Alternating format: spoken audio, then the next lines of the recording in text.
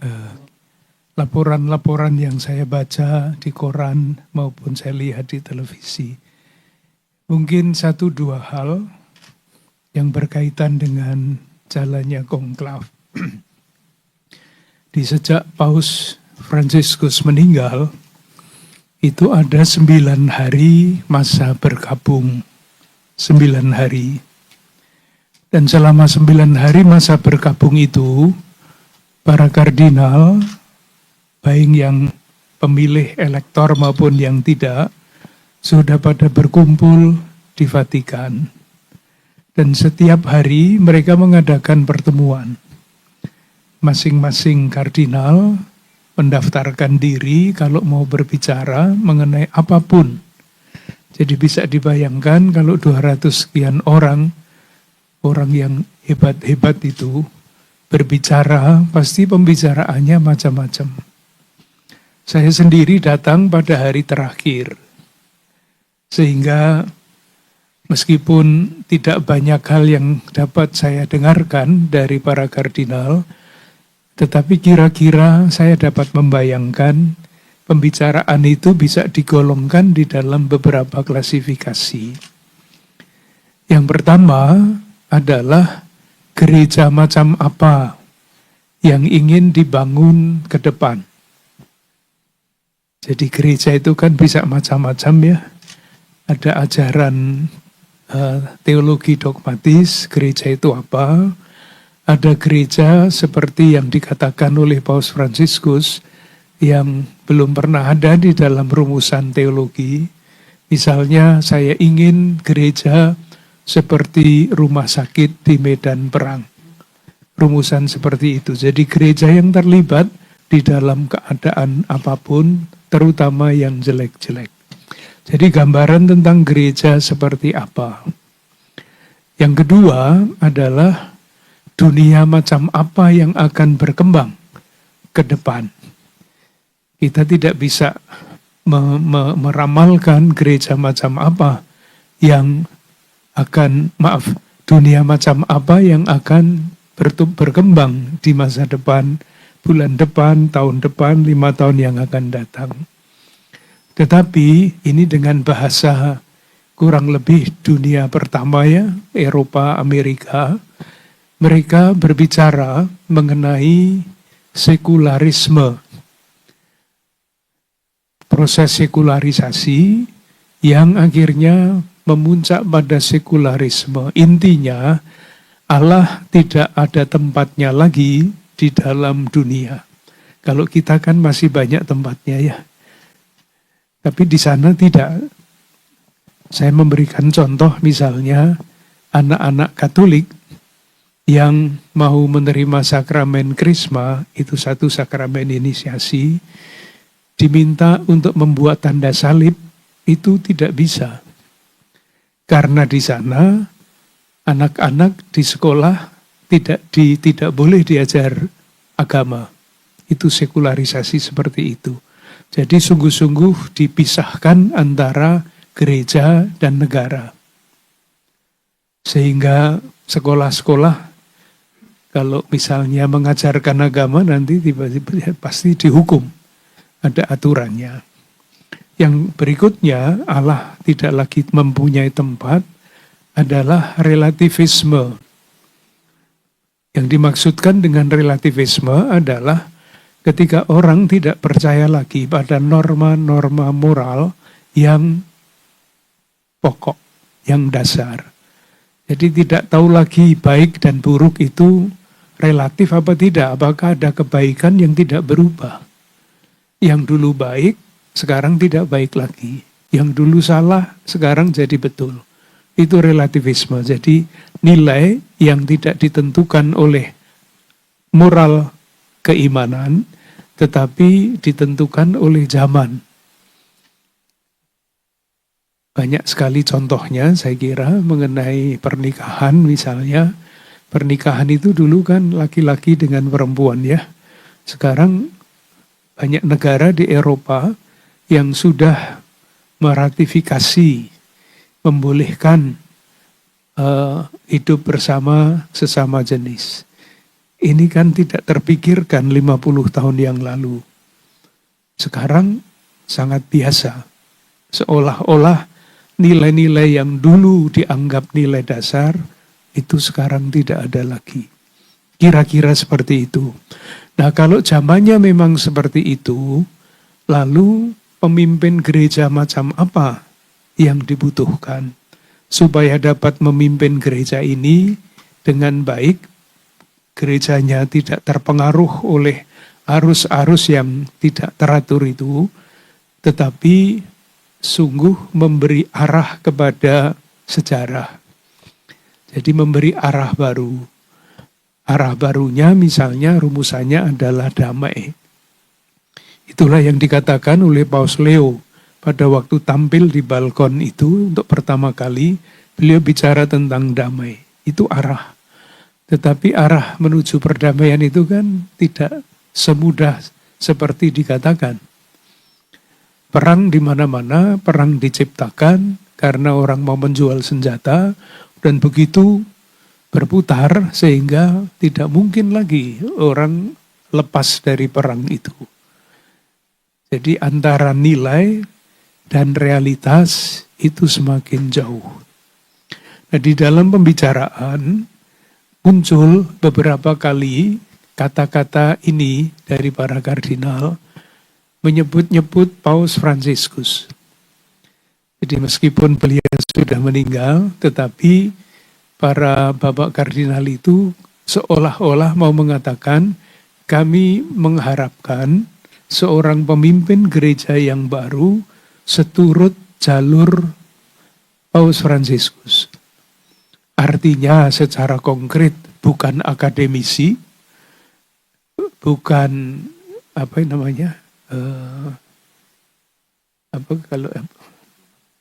bukan diplomat, bukan teolog. Kami mengharapkan seorang pastor. Artinya gembala yang terlibat di dalam kehidupan dunia.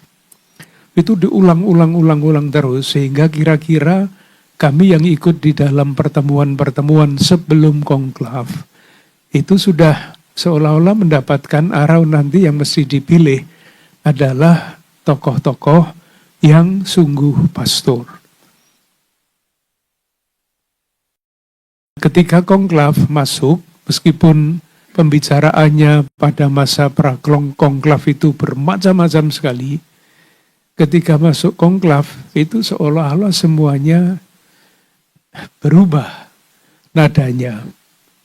Memang kelihatannya serem ya, konklav, karena semuanya digeledah.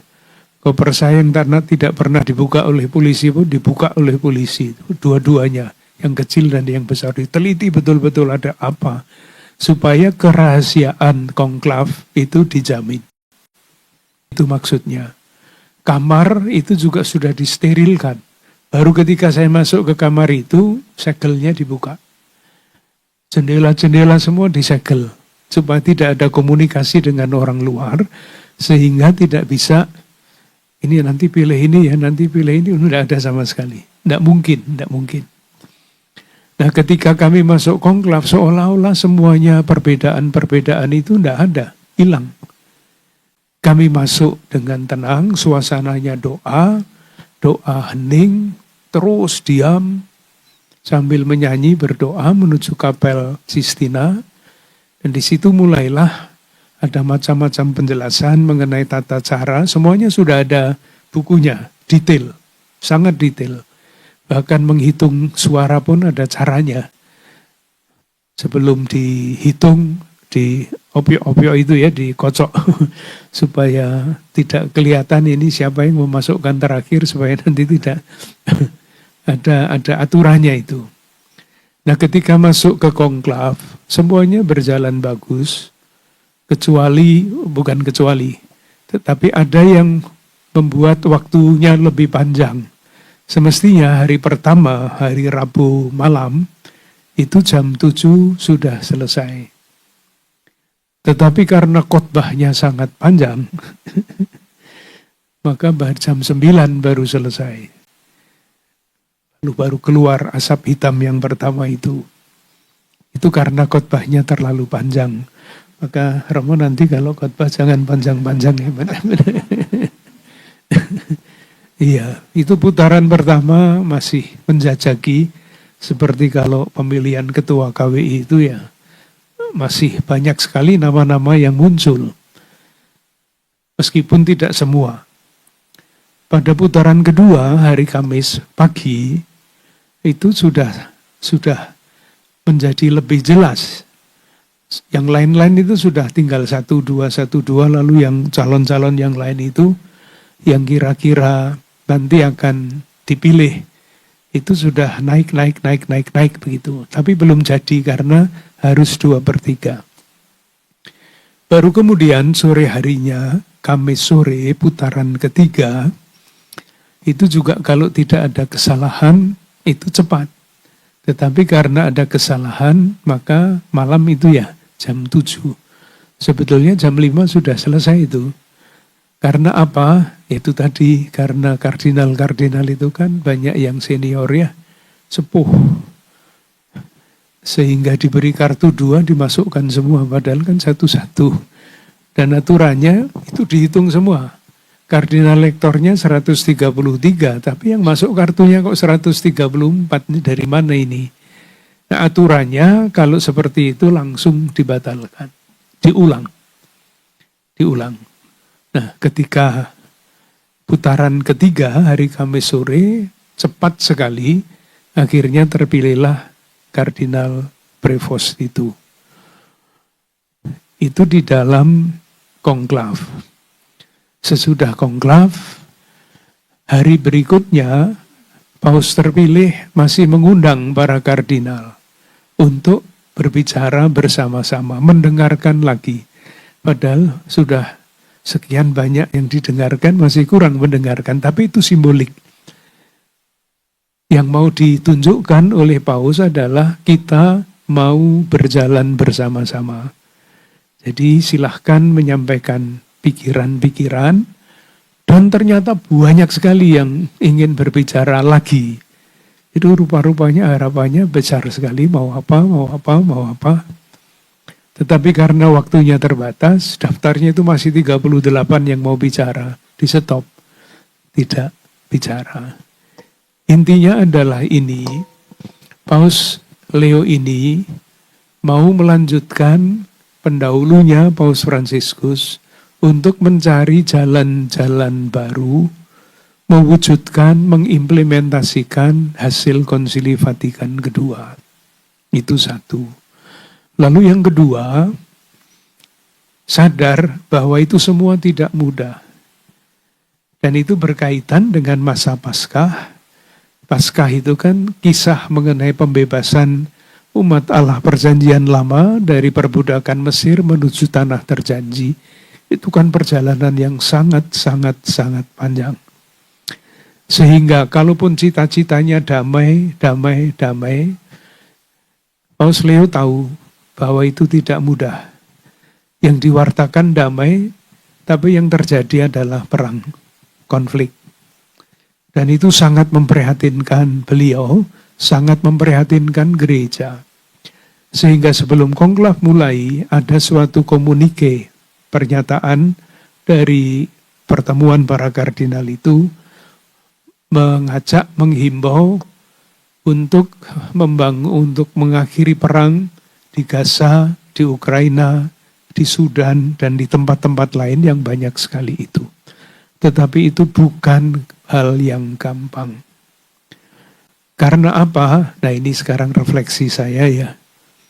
Dulu ada pepatah bahasa Latin, si vis pacem para bellum.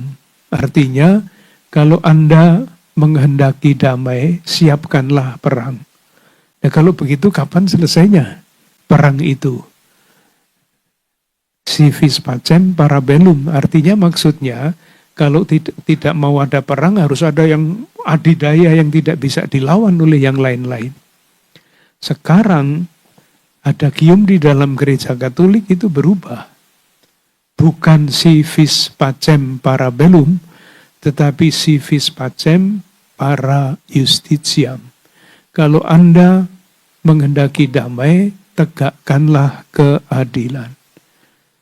Tapi kan ini idealisme yang sangat tinggi ya. Apakah orang mau adil?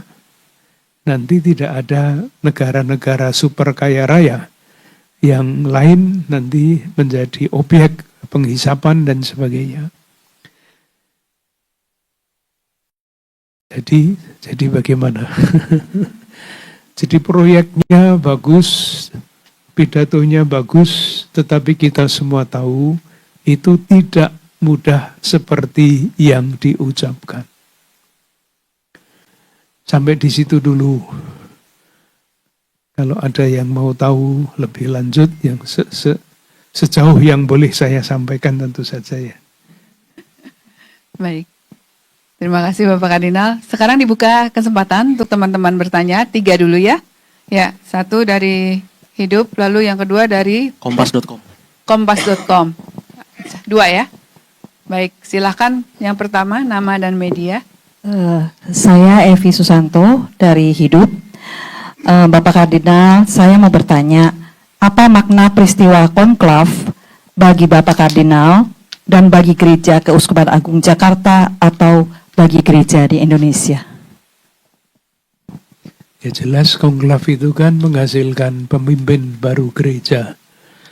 Dan gereja Katolik itu kan satu ya, ikut pemimpinnya yang paling tinggi di Vatikan sana. Tentu, nah ini, kita kan baru dengar sepotong-sepotong ini Paus Leo ini. Nanti saya yakin dalam waktu yang tidak terlalu lama, beliau akan menulis yang biasanya disebut di dalam gereja Katolik ensiklik. Nah disitulah nanti akan dapat kita pelajari kira-kira arah yang mau diambil oleh Paus Leo ini seperti apa. Sebetulnya sudah bisa ditebak dari nama yang beliau pilih, Leo ke-14. Sebetulnya ketika prakonklav itu para kardinal usul nanti kalau terpilih pausnya tolong mengambil nama Paus Fransiskus II karena sangat terpesona dengan Paus Fransiskus, atau Paus Yohanes ke-24.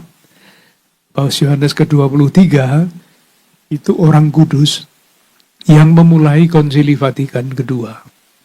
Jadi harapannya kalau mengambil nama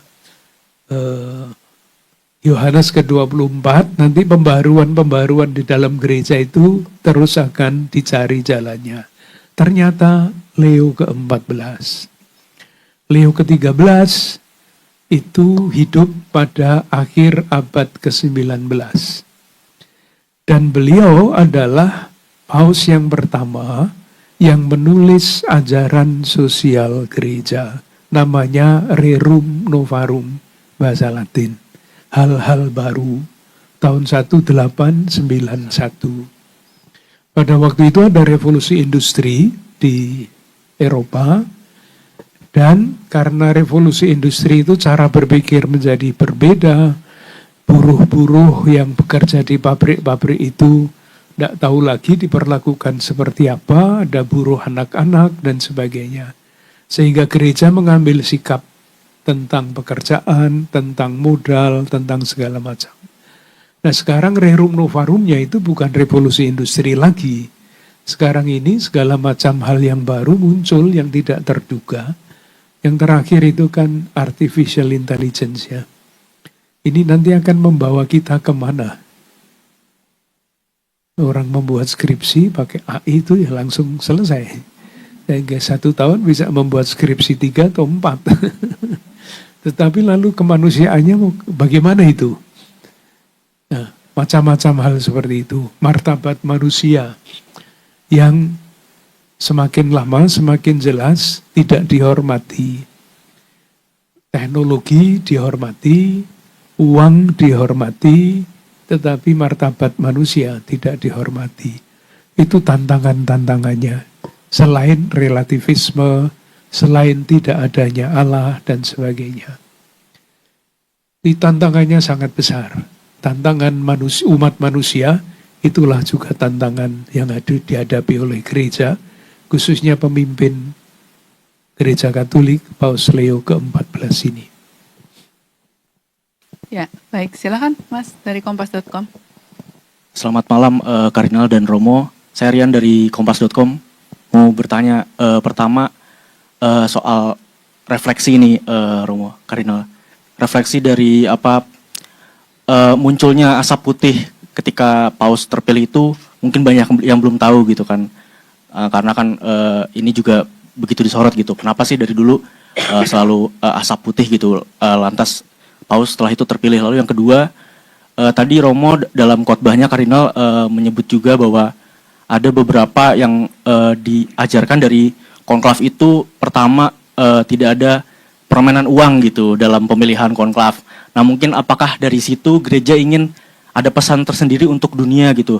Kita tahu bersama bahwa politik itu kan, apalagi pemilihan gitu kan, syarat dengan politik uang. Apakah memang itu yang hendak akan diajarkan oleh gereja kepada dunia untuk kedepannya, khususnya soal pemilihan gitu. Terima kasih Kardinal, itu saja. Yang pertama tadi apa Mas? Asap, ya. Ambil saja contoh Mas ya. Ini di dalam Gereja Katolik masih dalam masa Paskah. Dan kalau melihat ibadah-ibadah di dalam Gereja Katolik pada masa Paskah itu putih. Pakaiannya putih, kasulannya putih. Jadi putih adalah lambang dari berbagai macam hal, termasuk di dalamnya adalah kegembiraan. Nah, kalau mau tahu kira-kira sesudah pemilihan itu terjadi apa, jadi kami menulis, diberi kartu kecil, kartu pemilih, penulis, dan harus membawanya begini, harus kelihatan bahwa itu dibawa sungguh-sungguh. Lalu sampai di tempat mengumpulkan kartu itu, sumpah. Saya bersumpah di hadapan Tuhan bahwa yang saya pilih, saya tulis ini hanya melulu yang dikehendaki Tuhan, bukan pilihan saya. Jadi sudah, kalau mau gampang ya ditakut-takuti seperti itu. Dan sumpah itu diucapkan di dalam lukisan, di depan lukisan Michelangelo di Kapel Sistina, yang lukisannya itu pengadilan terakhir. Jadi nanti kalau main-main, awas. Jadi memang seperti itu. Jadi sesudah masuk ke dalam lempengan tempat ini, tempat pengumpulan suara, aturannya harus dikocok. Tapi waktu itu saya yang dapat tugas untuk mengocak-kocak itu berat. Saya minta izin apakah boleh diuet-uet di dalam. Boleh. Lalu sesudah diuet-uet itu dihitung satu persatu, dipindahkan ke tempat lain. Nah kalau sudah cocok 133, lalu mulai dibuka satu persatu, yang menghitung itu 6 orang. Jadi untuk tidak keliru, jadi kalau satu semuanya cocok, lalu kartu yang pada orang yang ke-6 itu ditusuk dengan jarum. Nanti dikumpulkan dan dibakar. Nah, sesudah selesai semuanya, putaran pertama tidak capai, ya semuanya kertas-kertas apapun yang ada di situ, yang ada tulisannya, dibakar di bagian belakang dari Kapel Sistina itu, diberi obat sehingga keluarlah asap hitam, dan begitu seterusnya. Yang kedua, Mas, ini pertanyaan yang bagi saya sangat bagus, tetapi tidak mudah menjawabnya. Tradisi gereja memang sudah sangat lama seperti itu. Nah, karena gereja itu bukan institusi politik, tetapi institusi spiritual, maka yang spiritual itu harus dijaga benar-benar. Dan yang spiritual itu kalau mencari pemimpin, ya pemimpin yang paling baik di antara yang lain-lain. Dan yang dikehendaki oleh Tuhan lewat konklav. Maka kalau mau memilih pemimpin yang baik, ya tidak boleh ada macam-macam yang biasanya terjadi dalam pemilihan presiden dan sebagainya. Tidak ada di sana. Memang betul saya membayangkan dalam batin ya Mas ya. Alangkah hebatnya kalau pemilihan pemimpin-pemimpin itu dijalankan dengan spiritualitas yang seperti itu. Pasti berbeda. Memilih presiden pasti tidak sama dengan memilih paus. Tetapi nuansanya itu nuansa spiritual. Tidak mencari kekuasaan, tidak ada gosip-gosip, tidak ada macam-macam seperti itu.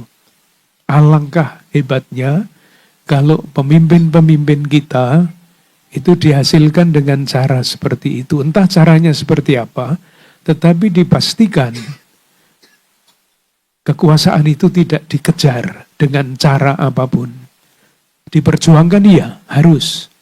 Tetapi tidak dengan cara apapun. Sehingga cara menghalalkan cara, tujuan menghalalkan cara. Itu refleksi saya, Mas. Baik. Ada yang mau bertanya ya, Mbak? Ya, silahkan. Bapak Kardinal, saya Celia dari TV One. Yang mungkin Celia ingin tahu, mungkin teman-teman di sini juga ingin tahu adalah di sana itu kan tadi Bapak Kardinal sudah sampaikan bahwa ini campur tangan Tuhan begitu ketika pemilihan berlangsung. Tapi sebelum pemilihan berlangsung kita sudah tahu ada beberapa nama-nama mungkin yang tersebar di media sosial sebagai nama-nama calon kuat. Apakah memang Bapak Kardinal sendiri memperhitungkan hal tersebut atau bagaimana dari Bapak Kardinal sendiri menentukan nama kemudian yang ingin Bapak Kardinal tulis di dalam kertas tersebut? Dan apakah Bapak Kardinal juga sempat berbicara dengan Paus Leo ke-14 terkait dengan permasalahan di Indonesia? Apa pesan, mungkin saran dari Bapak Kardinal terkait hal tersebut? Terima kasih.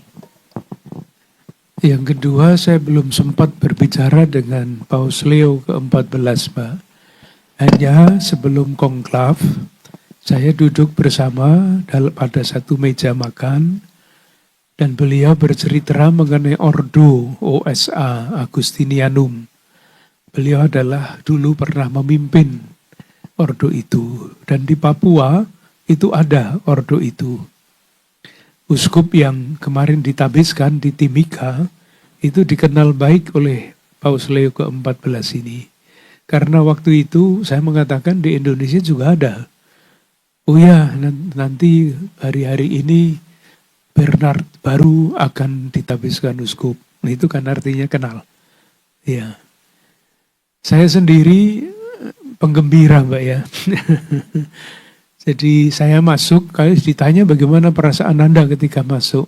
Saya tenang-tenang saja, enggak pikir macam-macam. Saya percaya bahwa yaitu persiapan-persiapan sudah cukup. Aturan-aturan main ditulis dengan sangat rinci. Nah, saya kira nanti prosesnya waktu itu itu seperti pemilihan yang biasa. Periode pertama, putaran pertama, itu pasti namanya masih macam-macam. Dan betul, macam-macam. Putaran kedua sudah mulai mengerucut. Kira-kira ini yang akan didukung oleh yang lain. Tetapi belum sampai 2/3. Nah, waktu itu kan menjadi pertanyaan. Kalau masing-masing kardinal itu mempertahankan calon yang dipilihnya, itu pasti akan lama konklavnya. Tetapi rupa-rupanya itulah yang tadi saya katakan dalam rangka pengalaman iman saya, ini karya Roh Kudus yang mempersatukan, itu sungguh-sungguh sangat terasa. Nada berdoa, nada hening, dan sebagainya sangat terasa. Sehingga konklavnya cepat. Tadi kan ada yang lucu-lucu ya, kenapa konklafnya cepat? Makanannya di sana nggak enak katanya. Sehingga ingin cepat keluar semua cari makan sendiri-sendiri. Itu Mbak. Ya. Jadi saya mengikuti siapa yang dikatakan di dalam media massa, tetapi ada gium kalau masuk konklav sebagai calon paus, nanti keluarnya ya kardinal. Jadi dukungan-dukungan seperti itu kelihatannya memang ada, karena memang berbeda-beda ya. Pengalamannya dengan para kardinal itu juga berbeda-beda. Tetapi pada waktu prakonklav, itu sudah dikatakan berkali-kali gereja tidak membutuhkan diplomat, gereja tidak membutuhkan akademisi, itu ada tempatnya lain. Gereja membutuhkan pastor, gembala. Baik, kelihatannya sudah cukup. Semua sudah bisa mendapatkan. Ya, ada. Ya, baik. Silakan Bapak Kardinal. Iya. Pertama-tama terima kasih kepada kawan-kawan wartawan yang dengan berbagai macam cara sejak wafatnya Paus Fransiskus menyebarkan berita-berita yang sangat menarik. Itu tentu bagi umat Katolik saya yakin sangat menggembirakan. Artinya gereja Katolik dengan tayangan-tayangan itu semakin dikenal. Moga-moga tidak dikenal sebagai yang membahayakan, tetapi dikenal sebagai sahabat yang mau berjalan bersama-sama dengan siapapun. Itu jelas sekali ketika Paus Fransiskus meninggal. Dan ketika Paus Leo ke-14 dipilih, reaksi dunia sangat bagus. Tentu kami umat Katolik di Indonesia juga sangat berterima kasih kepada pemerintah yang waktu itu mengutus wakil-wakil pemerintah dalam pemakaman Paus Fransiskus. Dan sekarang mengutus wakil-wakil pemerintah dalam inaugurasi Paus Leo ke-14. Itu sangat meneguhkan. Pemerintah hadir di dalam peristiwa besar di dalam gereja Katolik. Itu Kak Romo. Ya. Ya, terima kasih Bapak Kardinal. Dan apakah ada yang mau ditambahkan dari para Romo yang hadir? Ya, kira-kira demikian ya, teman-teman media yang terkasih. Ya.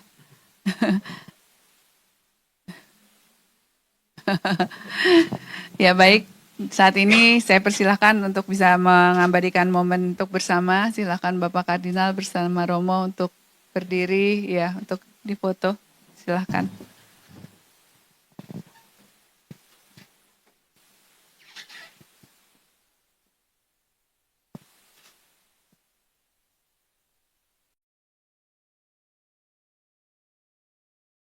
Baik, terima kasih banyak teman-teman atas kehadirannya selalu dengan setia mengikuti dan mewartakan apa yang menjadi proses ya selama ini. Dan ya terima kasih semuanya untuk ada yang mau bertanya itu ya. Oh.